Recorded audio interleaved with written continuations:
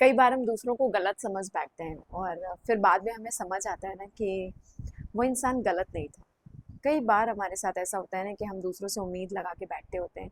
हमें ऐसा लगता है कि हमें सामने वाले ने कैसे मना कर दिया। हम किसी से मदद मांगते हैं तो अगर वो हमें डिनाई कर देता है तो हमें ऐसा लगता है कि क्यों मना कर दिया, मतलब ऐसा क्या हो सकता है कि क्यों मना।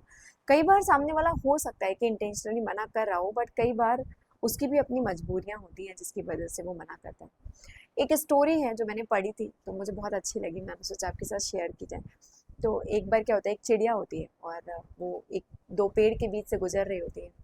तो पहले पेड़ से जब वो पूछती है कि क्या मैं यहाँ पे घोंसला बना सकती हूँ, तो पहला पेड़ मना कर देता है कि नहीं, आप इस पे घोंसला नहीं बना सकती।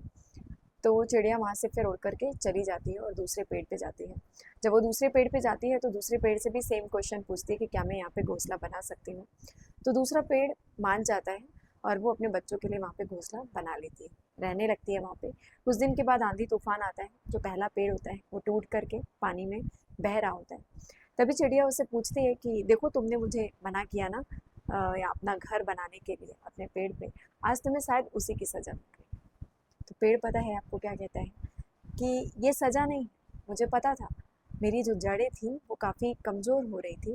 मुझे पता था कि मैं बहुत जल्दी टूट सकता हूँ, गिर सकता हूँ, और मैं तुम्हारी और तुम्हारे बच्चों की जान खतरे में नहीं डाल सकता। इसलिए मैंने तुम्हें अपना घर बनाने के लिए मना किया था। सम टाइम हमें बाद में समझ में आता है ना कि हम कितने गलत होते हैं। हम किसी के बारे में कैसे गलत शायद सोच चुके होते हैं, लेकिन फिर हम उसको जब करेक्ट करने की कोशिश कर रहे होते हैं तो शायद बहुत लेट हो चुका होता है। इसलिए बहुत इंपॉर्टेंट होता है ना कि किसी के बारे में अगर आप कोई थॉट बना रहे हो तो उसे बहुत सोच समझ के बनाइए कि एक्चुअली में वो आपकी मदद नहीं करना चाहता है, या उसकी भी कोई प्रॉब्लम है जिसकी वजह से वो आपके लिए हेल्प नहीं ला पा रहा है या आपको नहीं समझ पा रहा है।